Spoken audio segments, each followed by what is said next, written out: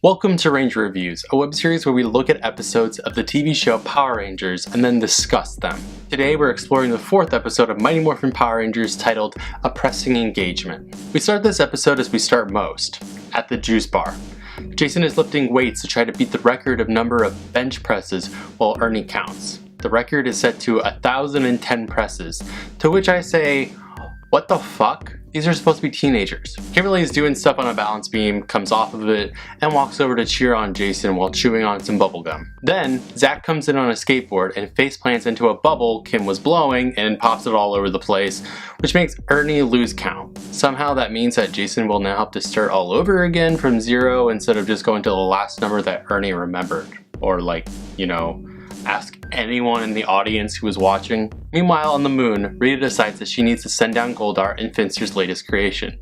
She wants to ensure that Jason, the leader, is taken out. After we're done pretending to care about that cutaway, we return to the juice bar where Zach buys Jason and Kim milkshakes as an I'm sorry, because God forbid there's actually tangible conflict between any of the Rangers ever. Bulk and Skull show up to be dicks to the teens, and it turns out Bulk is the one who holds the record for the most bench presses.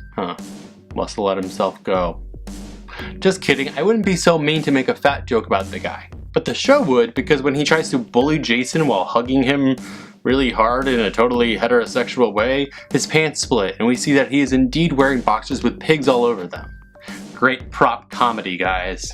Jason then states how he didn't need help from his friends to handle Bulk, and Kim makes a point of saying that there's nothing wrong with needing help from your friends, and honestly this sincerely just comes out of left field, because Jason doesn't seem to really need help anyways. He doesn't ask or anything, no one offers.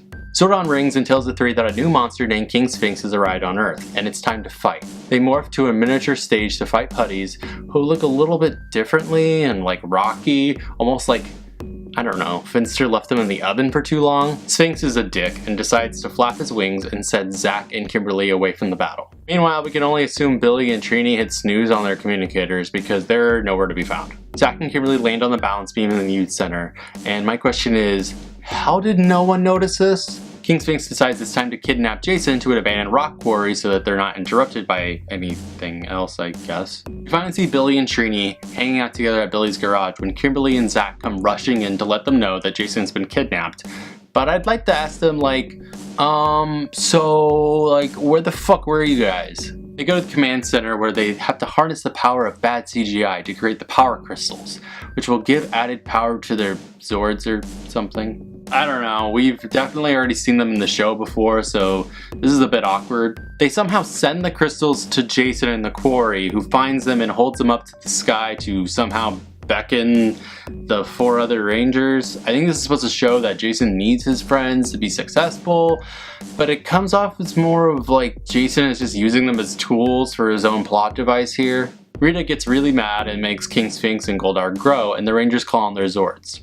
They come together in tank mode, but they get their asses handed to them until they come together as the Megazord. There's also a beat where they decide to go back to tank mode to dodge a swing from Goldar, which begs the question, where did Kim go during that time? Short story shorter, the Rangers defeat King Sphinx and Goldar gets the hell out of there because he's too important to die today. Rita gets upset that her nonsensical plan did not work. The teens are back at the juice bar because they have literally nowhere else to go, and Jason has just beat the record for the amount of bench presses.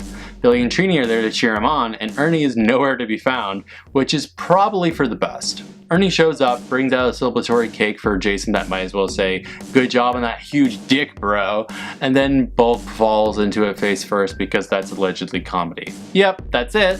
This episode is really confusing because they don't seem to know what they want it to be about. Is it about Jason being hot-headed and determined without his friends? If so, where the hell were Billy and Trini? Clearly they didn't care. What else can the crystals do? Can they just send themselves via crystals literally anywhere? How can a teenager do 1,010 bench presses without causing permanent nerve damage? At least we got a pretty cool fight sequence against King Sphinx. Let us not forget though that Billy and Trini literally never saw the guy except for seconds before he was giant. For all they know, he was always huge. Oh well, maybe next time we'll make a little bit more sense with the episode titled Different Drum. Until then, may the power protect you.